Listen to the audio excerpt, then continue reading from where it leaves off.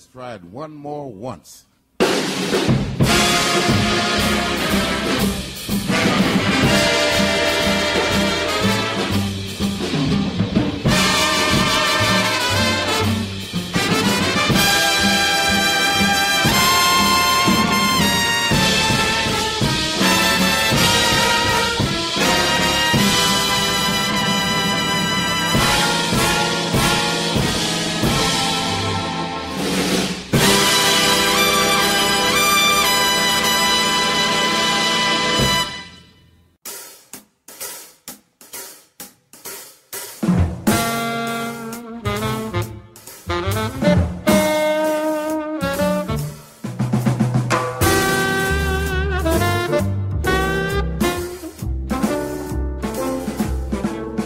April in Paris, chestnuts in blossom, holiday tables under the trees.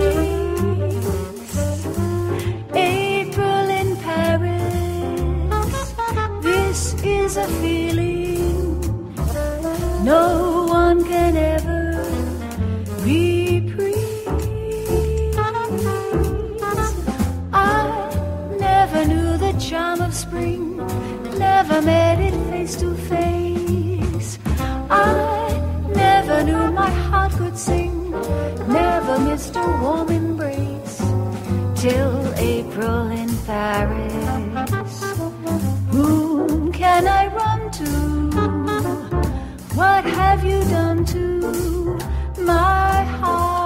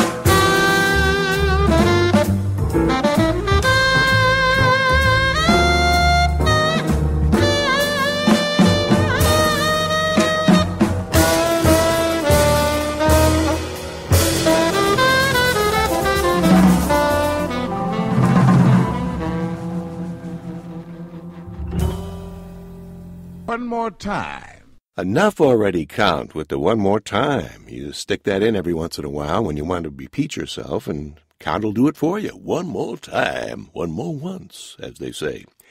That's the Count Basie, and that was Nicky Parat, who's a bass player and a singer, and Harry Allen playing tenor, John DiMartino on piano, Gil Goldstein on accordion, because this is kind of a tinge of Paris. The CD's called From New York to Paris, so they do tunes that are associated with New York and also with Paris. So you have that accordion, which gives you that old Parisian flavor, if you know what I mean.